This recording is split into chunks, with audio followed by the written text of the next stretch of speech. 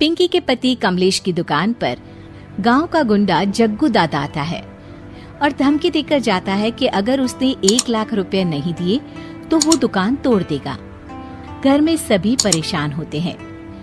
अरे सत्यानाश हो उस जग्गू का, अच्छा खासा लड़का था, पता नहीं क्यों गुंडागर्दी करने लगा, किसी की भी जमीन हड़प लेता है और अब हमारी दुकान के पीछे पड़ा है नास पीटा। मेरे तो कुछ भी समझ में नहीं आ रहा कि मैं क्या करूं।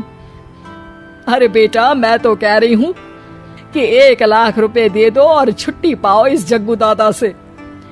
नहीं माँ, मेहनत की कमाई है, ऐसे कैसे दे दूं? मैं तो 1 रुपया भी नहीं देने वाला उसे। अरे पैसा तो दोबारा भी कमा लेंगे, पर जान है तो जहान है। नहीं पिताजी, मैं नहीं दूंगा पैसे, मैंने फैसला कर लिया है।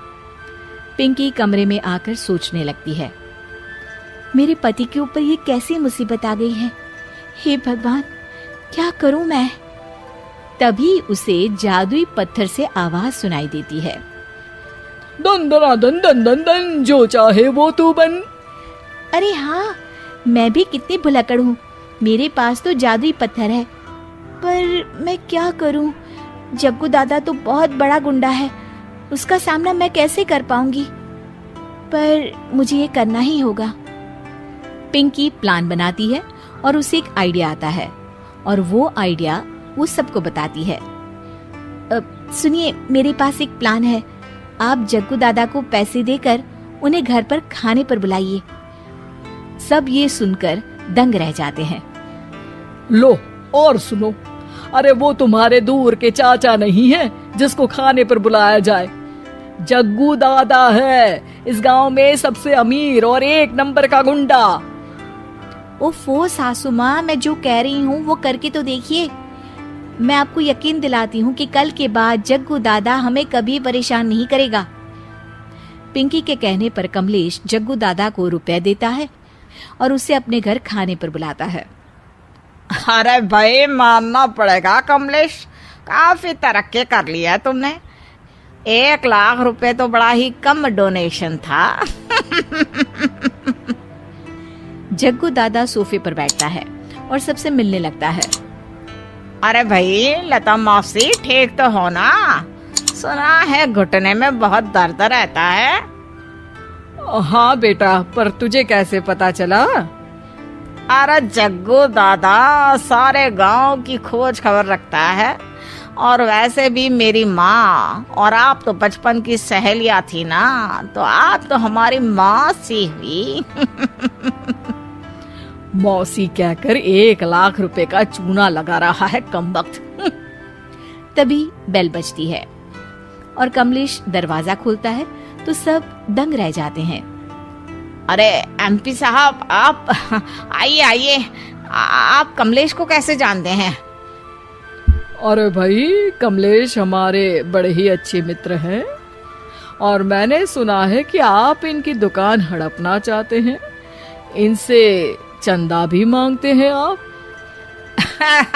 अरे एमपी जी, वो तो बस थोड़ा धंधे में मंदी चल रही थी तो गांव वालों से थोड़ी मदद मांग ली। देखो जग्गू दादा, होंगे दादा तुम अपने घर के, ये हमारे पहचान के लोग हैं, इनके साथ तुमने कुछ भी उल्टा सीधा किया तो सीधा जेल में डाल देंगे, समझे? फिर वहां बाकी कैदियों से चंदा मांगते फिरोगे क्या? जग्गू घबरा जाता है और वहां से जाने लगता है। जी जी एमपी जी, समझ गए, हम चलते हैं, हमें माफ कर दो कमलेश बाबू। अरे बेटा, खाना तो खा लेता। अरे जग्गू। जग्गू दादा को भागता देख एमपी के रूप में बदली पिंकी हंसने लगती है और सब एमपी के पास आते हैं और उनका धन्यवाद करते हैं। आपको कैसे पता चला एमपी साहब कि जग्गू हमें परेशान कर रहा था? आपकी बहू पिंकी है ना, बड़ी ही समझदार है, वो मेरे ऑफिस आई और मुझसे मदद मांगी। क्या पिंकी ने ये सब किया? पिंकी अपने रूप में वापस आ रही होती है। अच्छा, मैं चलता हूँ, मेरा मतलब है।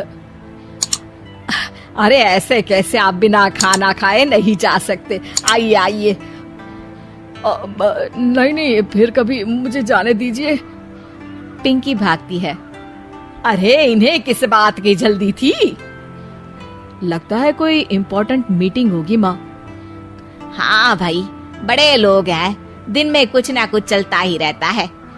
लेकिन भगवान का शुक्र है कि आज बहू की वजह से सब सही हो गया। पर बहू है कहाँ? पिंकी घर से दूर भागते भागते अपने रूप में वापस आ जाती है।